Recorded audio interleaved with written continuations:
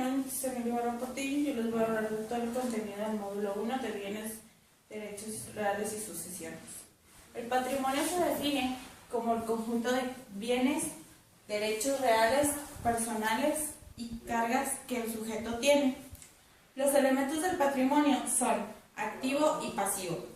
El activo se conforma por bienes, que es todo objeto que sea toda cosa que sea objeto de venta lícita. Los derechos reales, que es el derecho que tiene la persona en relación jurídica con la cosa, y el derecho personal, que es el derecho que obliga a otro sujeto a pagar o responder una obligación frente a otra persona. El pasivo hace alusión a todas las cargas, deudas y obligaciones que se tengan.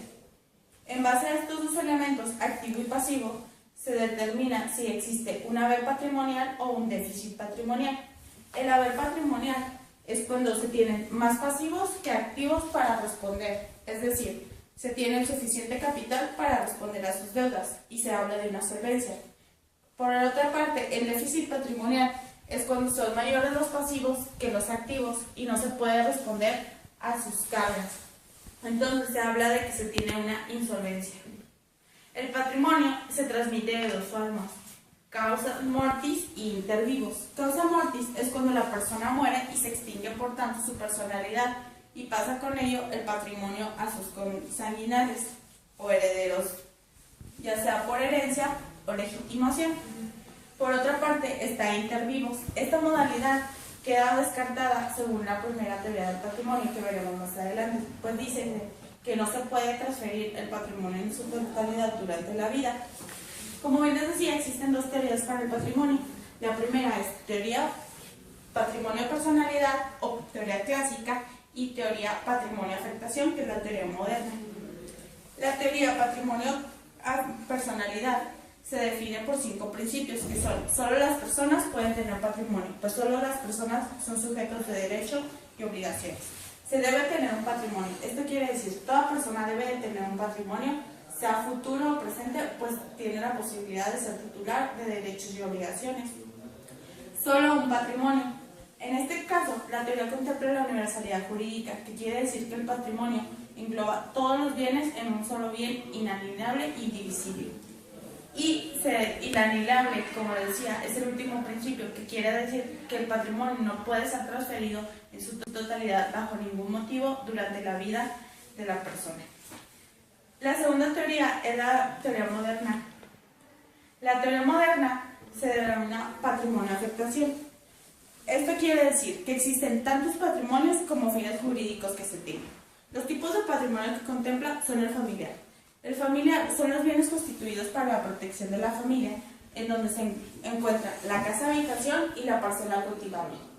El patrimonio conyugal, que es el que se forma por los bienes de la pareja que ha contraído matrimonio bajo el régimen de sociedad conyugal. El industrial, que son todos los bienes que generan por el trabajo o producción. El histórico, que es todos los bienes que se han acumulado por nuestros antepasados a lo largo del tiempo. El cultural, que es el patrimonio que forma parte de la identidad de la comunidad de la que forma parte este bien. El de la humanidad son aquellos bienes que por su valor excepcional la UNESCO considera como patrimonio de todos los hombres. Y por último, el patrimonio del ausente. El patrimonio del ausente hace alusión a todos los bienes y cargas que posee una persona de la cual se desconoce su paradero o si vive aún o está muerto.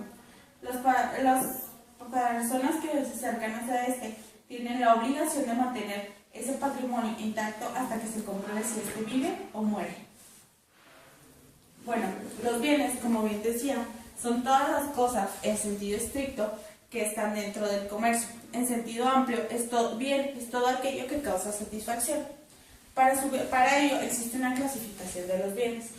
Los bienes se clasifican en muebles e inmuebles. Los muebles se subclasifican en naturales.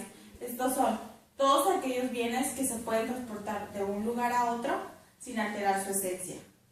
Anticipación, que son todos aquellos bienes muebles que se han destinado a un bien inmueble para un fin específico. Por disposición de la ley, porque la ley les ha dado este carácter. Los bienes inmuebles, por naturaleza, son aquellos que desde su existencia están fijos a un lugar y de ser movidos de dicho lugar perderían su esencia. Destino, que son todos aquellos bienes muebles adheridos a un inmueble para un fin específico. Y por último, la última clasificación, por disposición de la ley. Es igual, la ley les ha fijado este carácter. Son fungibles y no fungibles. Fungibles son todos aquellos bienes que se pueden cambiar por una misma especie sin haber ningún problema, pues tienen el mismo valor. Los no fungibles son aquellos que no pueden, al ser agotados no pueden ser reemplazados. Consumibles y no consumibles. Los consumibles son los que se agotan al primer uso, como los alimentos. Los no consumibles son aquellos que, a pesar del uso, se van a deteriorar, pero puede continuar el uso. Divisibles e indivisibles. Divisibles son aquellos bienes que pueden ser divididos sin alterar su esencia. Indivisibles, al ser dividido el bien, se altera su esencia y se pierde su valor. Registrables y no registrables. Registrables se maneja principalmente para bienes inmuebles y se hace su registro ante el registro público de la propiedad. No registrables son aquellos bienes muebles e inmuebles que por su valor económico no son necesariamente registrables. Mostrencos y vacantes. Se habla de bienes mostrencos, aquellos bienes muebles que se desconoce su propietario. Vacantes son aquellos bienes inmuebles de los cuales se desconoce su propietario o no tienen propietario. Corporales e incorporales. Corporales son todos aquellos bienes tangibles, incorporales son los bienes intangibles. De dominio particular y de dominio privado. Dominio particular son aquellos que de dominio particular o de dominio público. Los de dominio particular son aquellos bienes de dominio privado, personas físicas o morales, y de dominio público son los que pertenecen al Estado, a la Federación o al municipio. Los de dominio público se subdividen en bienes comunes, que son a los que se tiene capacidad, los que pueden ser usados por todos, de uso común, como lo son plazas, parques, los que son bienes exclusivos, para uso exclusivo del Estado, que prestan un servicio pero no pueden ser usados por el dominio público. Bueno, retomando, se habla de que el patrimonio forma una relación jurídica entre la persona y el bien. Esta relación puede ser de derecho real o de derecho personal. Cuando se habla de derecho personal, estamos hablando del bien en sentido estricto, de un bien material. Cuando se habla de un derecho personal, estamos hablando de un bien en sentido amplio, es decir, un bien inmaterial. Por excelencia, el derecho real es la propiedad, que más adelante veremos. Como se decía, el derecho real por excelencia es la propiedad. La propiedad genera un dominio.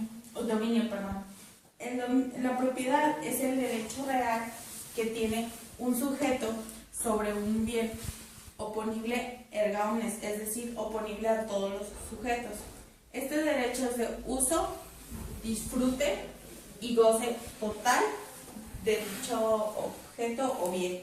La propiedad tiene una modalidad de copropiedad. Esto quiere decir que la propiedad es compartida entre varios titulares. Se denomina proindiviso. La copropiedad tiene dos principios: acuerdo unánime, es decir, para hacer cualquier modificación debe haber un acuerdo unánime por todos los copropietarios, y conservación y uso de lo que es de propiedad de uso común, para mantener así la copropiedad. La nueva propiedad es otra modalidad de propiedad en lo que consiste en los derechos y obligaciones que el propietario real conserva al ceder el uso y disfrute de su bien a un tercero. Bueno, los derechos reales además se clasifican en garantías, que es prenda e hipoteca. La prenda hace alusión a entregar un bien inmueble como garantía de pago a un acreedor, y la hipoteca es la entrega de un bien inmueble como garantía de pago preferencial, el cual, de no ser cumplida la obligación, sale a reparar. Las figuras de la propiedad son originaria y derivada. Originaria se habla de que el bien ha tenido solo un propietario, que es el primero. Derivada se habla de que él ha pasado de un titular a otro. Gratuita y onerosa. Gratuita es cuando solo genera un bien para una de las partes. Onerosa no genera costos. Entre vivos se da por la acción de transmisión y entre muertos es por legado o por herencia. A título particular y universal. Se dice que pasa a título particular cuando es por medio de convenio, que es genera, crea, modifica o extingue obligaciones, y contrato cuando genera, transmite obligaciones y derechos para las partes contratantes. Los tipos de contrato para trasladación de propiedad son compraventa, donación y permuta. Compraventa es cuando una persona llamada comprador adquiere el título de una propiedad a cambio de pagar a otra persona llamada vendedor el costo de la misma. Donación es cuando una de las partes adquiere de manera gratuita el título de la propiedad. Permuta es cuando una de las partes se comprometen a cambiar una cosa por otra. A título universal se da por herencia legítima o testamentaria.